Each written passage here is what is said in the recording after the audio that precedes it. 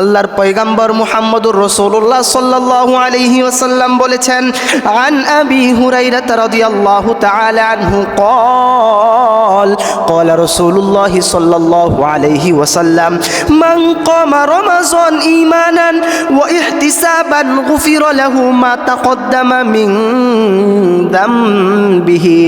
আল্লাহর পয়গম্বর বলেন, মান কমা রমাজান ঈমানান ওয়া ইহতিসাবান, যে ব্যক্তি রমজান মাসে ঈমানের সাথে আল্লাহ তাআলার নিকট নেকির আশা রেখে রাত্রিবেলায় তারাবির নামাজ পড়বে, কমা রমাজান, রাতের বেলায় তারাবির নামাজ পড়বে, তারাবির নামাজ আদায় করবে, রাসূল বলেন ফাগফির লাহু মা তাকদ্দামা মিন যামবিহি।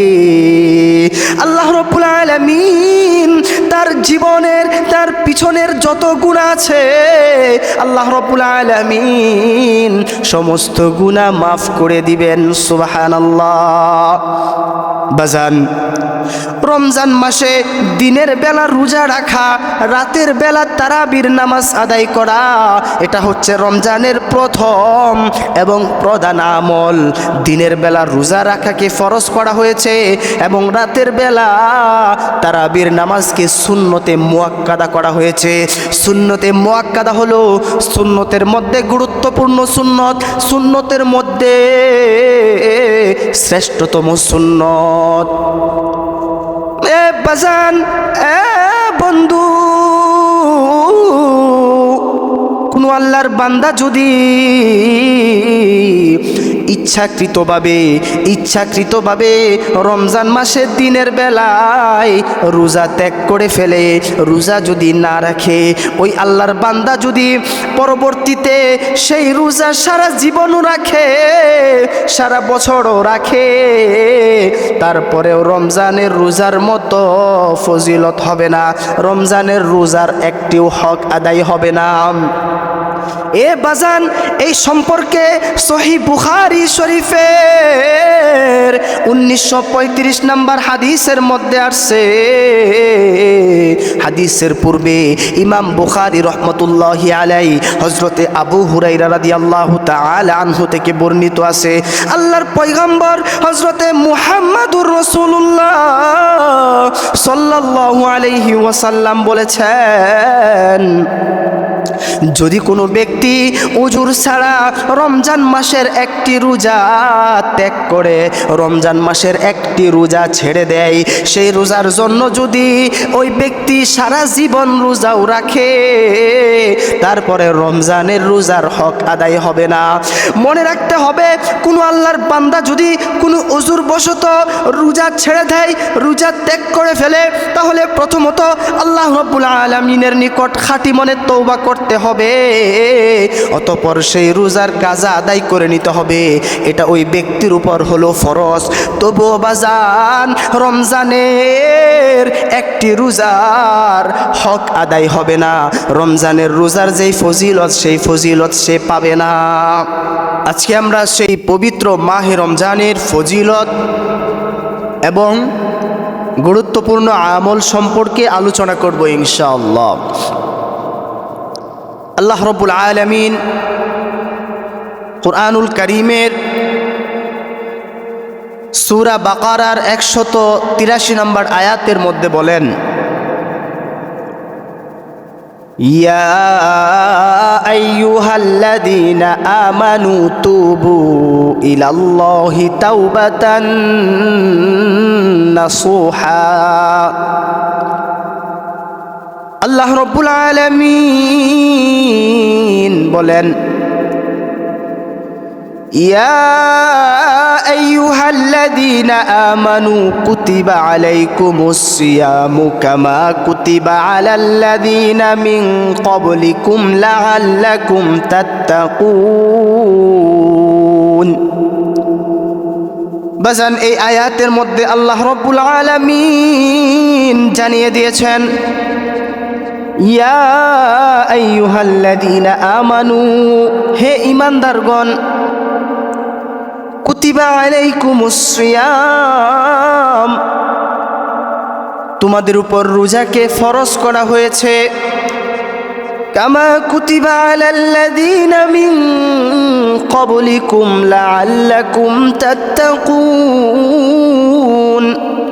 কামা কুতিবা আলাল্লাযীনা মিন ক্বাবলিকুম, যেমনভাবে ফরজ করা হয়েছিল তোমাদের পূর্ববর্তী উম্মতদের উপর, লাআল্লাকুম তাত্তাকুন, যাতে তোমরা পরহেজগার হতে পারো, মুত্তাকিন হতে পারো। বাজান, এই আয়াত দ্বারা আমাদের জন্য দুইটা জিনিস লক্ষণীয়। এক নাম্বার হলো, এই আয়াতের মধ্যে আল্লাহ রাব্বুল আলামিন উম্মতে মুহাম্মাদের উপর রমজান মাসের রোজা ফরজ করার ঘোষণা দিয়েছেন। উম্মতে মুহাম্মাদের উপর রোজাকে ফরজ করার ঘোষণা আল্লাহ তাআলা দিয়েছেন। দুই নাম্বার হলো, এবং এটাও জানিয়ে দিয়েছেন যে শুধু তোমাদের উপর রোজাকে ফরজ করা হয়নি, বরং তোমাদের পূর্ববর্তী যেই সমস্ত লোকেরা এসেছে সবার উপর রোজাকে ফরজ করা হয়েছিল। দ্বিতীয় হচ্ছে, এই আয়াতের শেষাংশে আল্লাহ রাব্বুল আলামিন রোজার ফায়দার কথা উল্লেখ করেছেন যে লাআল্লাকুম তাত্তাকুন, রোজা এই জন্য ফরজ করা হয়েছে যেন তোমরা পরহেজগার হতে পারো, মুত্তাকি হতে পারো, তাকওয়া অবলম্বন করতে পারো, আল্লাহ তাআলার খুদাবিরুতা অর্জন করতে পারো। মুহতারাম হাজিরিন, মেরে ভাই ও দুস্থ বুজুর্গ, আজকে আমরা প্রথমে মনে রাখতে হবে, পবিত্র মাহে রমজান রোজার মাধ্যমে একজন ঈমানদার ব্যক্তি কিভাবে তাকওয়া এবং পরহেজগারি হতে পারে, খুদাভীরুতা অর্জন করতে পারে, এই বিষয়টা স্পষ্ট করার জন্য আপনাদের মাঝে দুইটি বিষয় নিয়ে আলোচনা করব ইনশাআল্লাহ। এক নাম্বার হলো রোজার ফজিলত সম্পর্কে, দুই নাম্বার হলো রমজানের করণীয় কিছু আমল সম্পর্কে আলোচনা করব ইনশাআল্লাহ।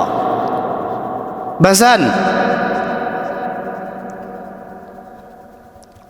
রমজানের ফজিলত সম্পর্কে আমরা একটি হাদিস লক্ষ্য করি।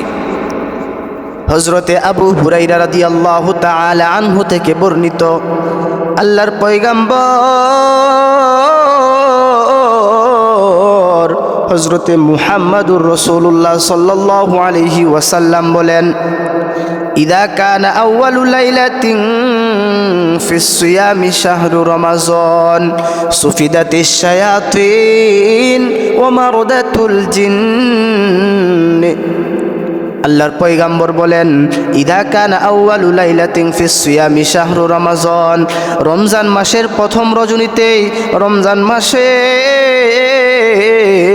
প্রথম রজনীতেই আল্লাহ রাব্বুল আলামিন সুফিদাতিশ শায়াতিন, সমস্ত শয়তানকে শিকল দ্বারা বন্দি করে ফেলে। সমস্ত শয়তানকে শিকল দ্বারাই বন্দি করাই নয়, বরং ওয়ামারদাতুল জিন্ন, যত প্রকার দুষ্ট জিন জাতি রয়েছে, যত প্রকার দুষ্ট জিন রয়েছে, আল্লাহ রাব্বুল আলামিন সমস্ত জিনকে শিকল দ্বারা বন্দি করে ফেলে।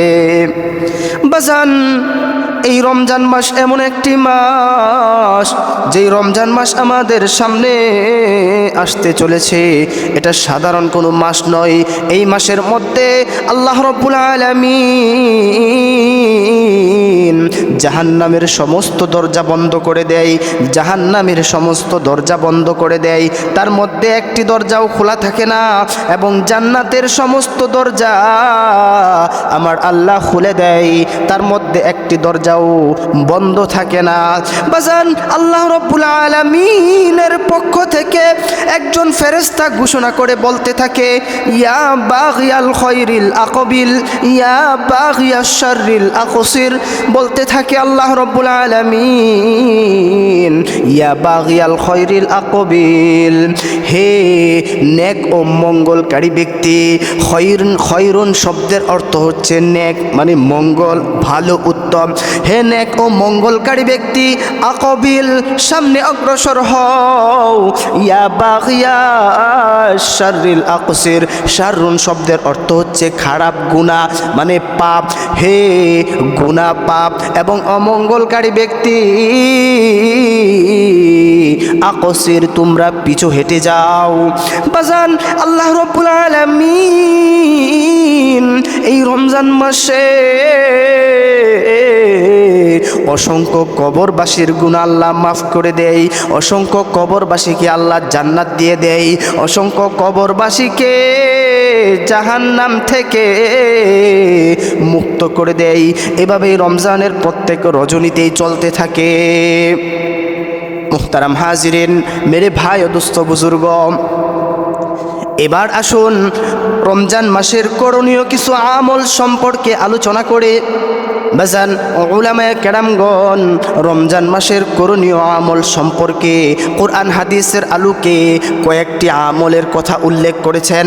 তার মধ্যে একটি হলো দিনের বেলা রোজা রাখা, রাতের বেলা তারাবির নামাজ পড়া। বাজান, সহিহ বুখারী শরীফের 38 নম্বর হাদিসের মধ্যে আসছে, হযরতে আবু হুরায়রা রাদিয়াল্লাহু তাআলা আনহু থেকে বর্ণিত, আল্লাহর পয়গম্বর হযরতে মুহাম্মদুর রাসূলুল্লাহ সাল্লাল্লাহু আলাইহি ওয়াসাল্লাম বলেন, আন আবি হুরায়রা রাদিয়াল্লাহু তাআলা আনহু قال قال رسول الله صلى الله عليه وسلم من صام رمضان إيمانا واحتسابا غفر له ما تقدم من ذنبه। আল্লাহর পয়গম্বর বলেন, মান সামা রমাজান, যে ব্যক্তি রমজান মাসে ঈমানের সাথে আল্লাহ তাআলার নিকট নেকির আশা নিয়ে মান সামা রমাজান, রমজানের দিনের বেলায় রোজা রাখবে, রাসূল বলেন ফাগফির লাহু মা তাকদ্দামা মিন যামবিহি, তার জীবনের সমস্ত গুনাহ খাতা আল্লাহ রব্বুল আলামিন মাফ করে দিবেন। সুবহানাল্লাহ। বাজান, শুধু তাই নয়, বুখারী শরীফের 37 নম্বর হাদিসের মধ্যে আসছে,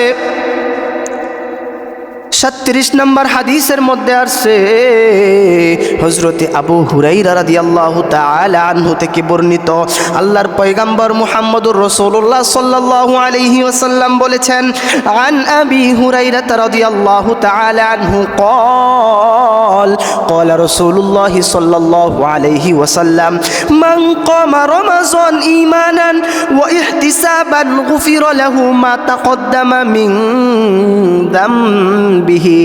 আল্লাহর পয়গম্বর বলেন, মান কমা রমাজান ঈমানান ওয়া ইহতিসাবান, যে ব্যক্তি রমজান মাসে ঈমানের সাথে আল্লাহ তাআলার নিকট নেকির আশা রেখে রাত্রিবেলায় তারাবির নামাজ পড়বে, কমা রমাজান, রাতের বেলায় তারাবির নামাজ পড়বে, তারাবির নামাজ আদায় করবে, রাসূল বলেন ফাগফির লাহু মা তাকদ্দামা মিন যামবিহি।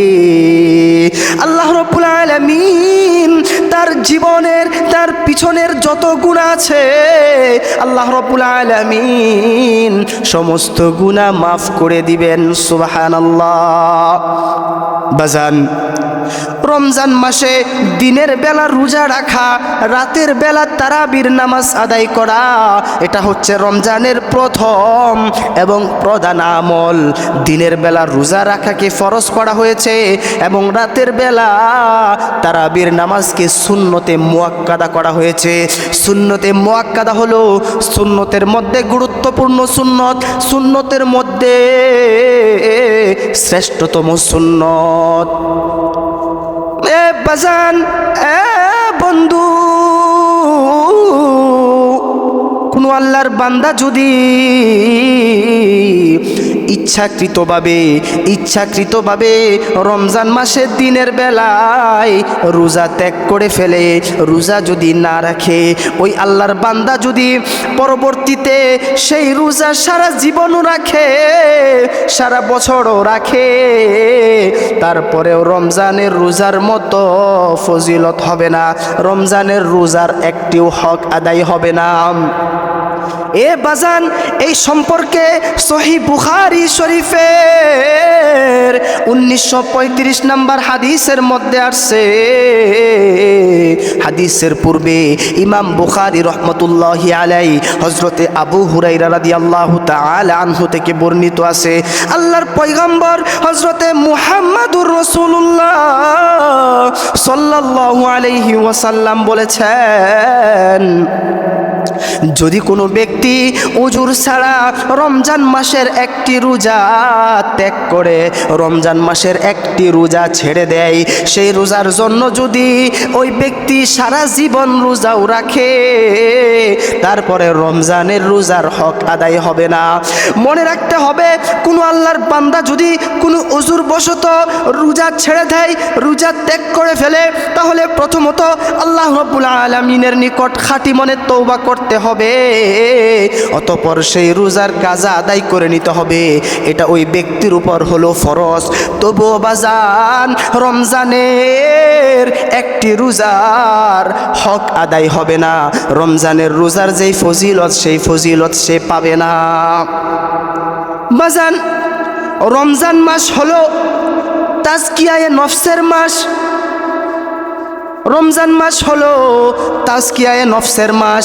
তাজকিয়ায়ে নফস মানে হলো কোনো প্রকৃত ইমানদার ব্যক্তি রমজান মাসে রোজা রেখে যাবতীয় গুনাহ থেকে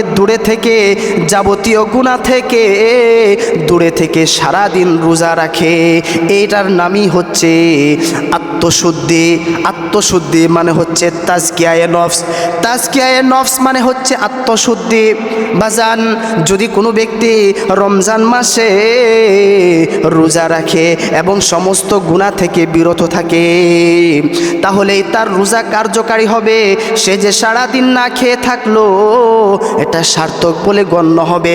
বাজান, পূর্বেই বলেছিলাম, কুরআনুল কারীমের সূরা বাকারার 183 নম্বর আয়াতে পড়েছিলাম, লাআল্লাকুম তাত্তাকুন। রোজা এই জন্য ফরজ করা হয়েছে, রোজা তোমরা এই জন্যই রাখবে যেন তোমরা তাত্তাকুন অর্থাৎ মুত্তাকিন হতে পারো, পরহেজগারী হতে পারো, খুদাবিরু হতে পারো। এই তাকওয়া পরহেজগারির নামই হলো আত্মশুদ্ধি, মানে হচ্ছে তাজকিয়ায়ে নফস। বাজান, বোঝা গেল রোজার মাধ্যমে, রোজা রাখার মাধ্যমে, রোজা রাখার খাস ফায়দা হলো তাকওয়া এবং পরহেজগারি তথা আত্মশুদ্ধি হাসিল করা যায়। এটা কোরআনের আয়াত দ্বারা প্রমাণিত। এ বাজান, সহিহ বুখারী শরীফের 1903 নম্বর হাদিসের মধ্যে আসছে, হযরতে আবু হুরায়রা রাদিয়াল্লাহু তাআলা আনহু থেকে বর্ণিত, আল্লাহর পয়গম্বর হযরতে মুহাম্মদুর রাসূলুল্লাহ সাল্লাল্লাহু আলাইহি ওয়াসাল্লাম বলেছেন, কোনো ব্যক্তি যদি রমজান মাসে রোজা রাখে এবং মিথ্যা কথা বলে, সেই মিথ্যার উপর আমল করে, আল্লাহর পয়গম্বর বলেন ওই ব্যক্তির রোজা রাখার কোনো প্রয়োজন নাই, ওই ব্যক্তির সারাদিন উপোস থাকার কোনো প্রয়োজন নাই। এই হাদিসের দ্বারা বোঝা যায় রমজান মাসে সমস্ত প্রকার গুনাহ থেকে দূরে থাকতে হবে। রমজান মাসে রোজা রেখে যাবতীয় সমস্ত প্রকার গুনাহ থেকে দূরে থাকতে হবে। বিশেষ করে মিথ্যা বলা থেকে 100% দূরে থাকতে হবে। বাজান, মুহতারাম হাজিরিন, সহিহ বুখারী শরীফের 6 নম্বর হাদিসের মধ্যে আসছে, আল্লাহর রাসূল সাল্লাল্লাহু আলাইহি ওয়াসাল্লাম বলেছেন হযরতে জিবরাইল আলাইহিস সালাতু ওয়াস সালাম আল্লাহর রাসূলের দরবারে যখন আসতেন, দেখতেন রাসূলের দানশীলতা বেড়ে গিয়েছে, রাসূলের দানশীলতা বেড়ে গিয়েছে।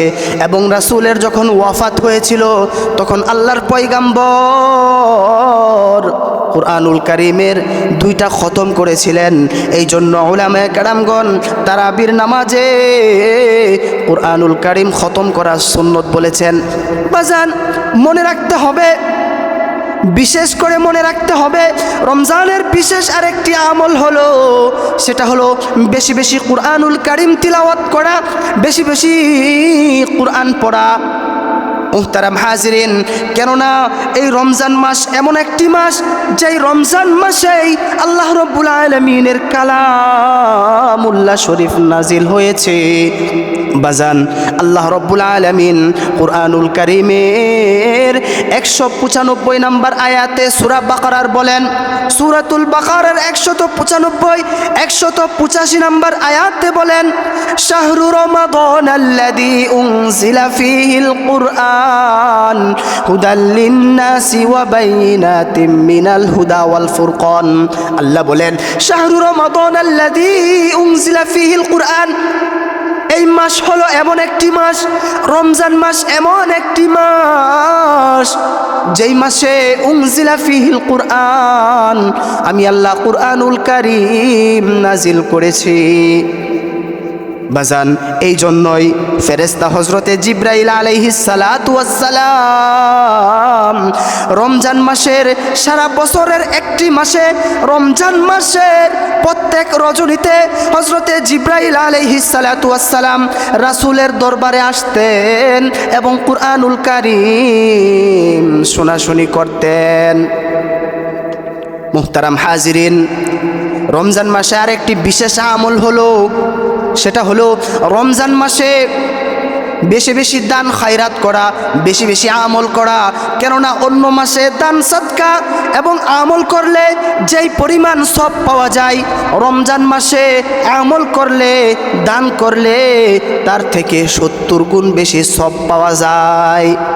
বাজান, মেশকাত শরীফের 1906 নম্বর হাদিসের মধ্যে আসছে, হযরতে সালমান ফারসি রাদিয়াল্লাহু তাআলা আনহু থেকে বর্ণিত, আল্লাহর পয়গাম্বর হযরতে মুহাম্মাদুর রাসূলুল্লাহ সাল্লাল্লাহু আলাইহি ওয়াসাল্লাম শাবানের শেষের তারিখে সাহাবীদেরকে সামনে ডাক দিয়া বলেন, আল্লাহর রাসূল বলেন, ও আমার সাহাবীরা, তোমরা কি জানো তোমাদের সামনে এমন একটি মাস আসতেছে, তোমাদের সামনে এমন একটি মাস চলে আসছে, যেই মাসের মধ্যে কোনো আল্লাহর বান্দা যদি একটি নফল ইবাদত করে, আল্লাহ রাব্বুল আলামিন তার আমলনামায় ফরজের সব লেখা দেন।